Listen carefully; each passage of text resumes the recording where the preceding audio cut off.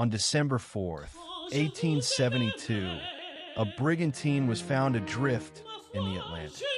Its sails were set, its cargo untouched, the captain's log open on his desk. Yet, every single soul on board had vanished. This was the Mary Celeste, a merchant vessel, seemingly perfect, yet harboring a silence that would echo through history, defying explanation. Discovered by the British brigantine de Grazia, the scene was one of bewildering tranquility. No distress signal, no struggle, just an eerie emptiness that gripped the discoverers. The ship was entirely seaworthy. Her rigging was sound, the hull intact.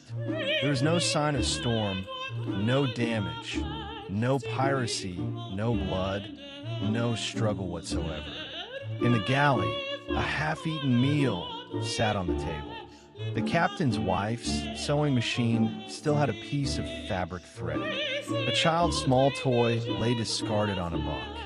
Captain Benjamin Briggs, his wife Sarah, their 2-year-old daughter Sophia, and 7 experienced crewmen, 10 people, gone without a trace, as if they simply vanished into thin air. Their journey began in New York, bound for Genoa, Italy, with a cargo of 1,701 barrels of industrial alcohol. A routine trip for a seasoned mariner, destined for a mysterious end. Captain Briggs was a devout, respected man, known for his prudence and skill. His ship was sturdy, his crew reliable. Nothing suggested impending doom for such a professional.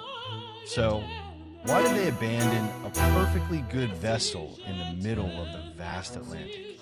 This is the central question that has haunted sailors, historians, and enthusiasts for nearly 150 years. Piracy? No treasure taken. Mutiny?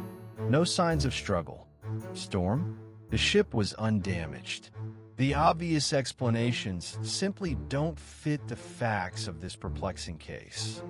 The Mary Celeste is not just a maritime mystery. It's a riddle that challenges our understanding of human behavior under pressure. A ghost ship without the ghosts. What could compel an experienced captain to abandon his ship, his family, and his livelihood? The truth, or the lack thereof, is more unsettling than any fiction. The crew of the de Grazia, under Captain Morehouse, quickly boarded the derelict brigantine. What they found, or rather didn't find, immediately deepened the mystery. Captain Benjamin Briggs, his wife Sarah, their young daughter Sophia, and the 7-man crew had vanished without a trace. Not a single soul remained on board. Despite the absence of its crew, the Mary Celeste itself appeared largely undamaged. The cargo, 1,701 barrels of industrial alcohol, was secure and untouched in the hold. Yet, crucial navigation instruments, the sextant and chronometer, were gone from the chart room. More tellingly, the ship's single life raft or boat was also missing. Food supplies for 6 months were still on board, along with ample fresh water. There was no sign of starvation or struggle for resources that would force an abandonment. The last entry in the ship's logbook, dated November 25th, 10 days before the discovery, placed the Mary Celeste west of the Azores. It gave no hint of impending doom, only routine. A significant piece of evidence, a main peak halyard, a heavy rope, was found cut cleanly. It hung over the side, suggesting it might have been used for towing or to secure a hastily launched boat. Early reports whispered of a blood-stained sword found in Briggs' cabin, suggesting foul play. However, later investigations clarified it was an ordinary rust stain, though the initial rumor cast a long shadow. The alcohol cargo, often thought to be volatile, was meticulously checked. While some barrels were found open and empty, This was later attributed to leakage and faulty construction, not explosion. Immediately, theories began to swirl: piracy, mutiny, sea monster attacks. But the lack of struggle, missing valuables, and untouched cargo contradicted many of these sensational ideas. The Mary Celeste and its cargo were sailed to Gibraltar, where a formal Vice Admiralty Court inquiry was convened. Judge James Solly presided over what would become one of the most exhaustive maritime investigations. Key figures like Solly and the Procurator General, Frederick Solly Flood, grappled with the unprecedented nature of the case. With no witnesses and little physical evidence, their task was daunting. The discovery of the Mary Celeste sparked an immediate need for answers. With no distress signal, no struggle, and no bodies, a vacuum of information formed, quickly filled by speculation. Early theories gravitated towards the sensational: mutiny or piracy. Surely, only human malice could explain such a swift and absolute abandonment of a perfectly seaworthy vessel. However, forensic analysis quickly dismissed these notions.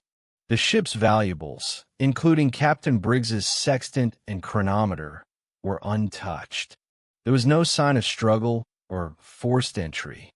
Another cynical theory emerged: insurance fraud. Perhaps the crew, led by Captain Briggs, faked the abandonment to collect the insurance money. But this, too, failed to hold water. Experts quickly pointed out the enormous risk and minimal gain. Captain Briggs was an experienced, respected mariner, and leaving a ship like the Mary Celeste intact would be an amateurish move. The focus then shifted to natural phenomena. Could a sudden seaquake, a waterspout, or an unexpected rogue wave have caused such extreme fear that the crew abandoned ship in a panic? One of the most compelling theories centers on the ship's cargo: over 1,700 barrels of industrial alcohol. Benzene fumes, highly volatile, could have been leaking, filling the holds with an explosive atmosphere. Dr. Andrea J. Koopman, a historian, suggests a minor explosion or a flash fire of alcohol vapors. It would be terrifying, forcing immediate evacuation, but wouldn't necessarily damage the ship structurally. This leads to another key element: human error and panic. The crew might have used the only lifeboat, tethered it to the ship, believing the explosion was imminent or the ship was sinking. A damaged pump or a perceived leak could have reinforced this fear, making them believe the ship was taking on water. They'd wait out the perceived danger, planning to reboard. Of course, for a mystery of this magnitude, paranormal explanations inevitably surface. Tales of the Bermuda Triangle or otherworldly forces are sometimes invoked, despite the lack of evidence. Ultimately, the most accepted theories point to a combination of factors: a perceived, rather than actual, danger, exacerbated by the captain's judgment or the crew's panic, leaving us with an enduring enigma.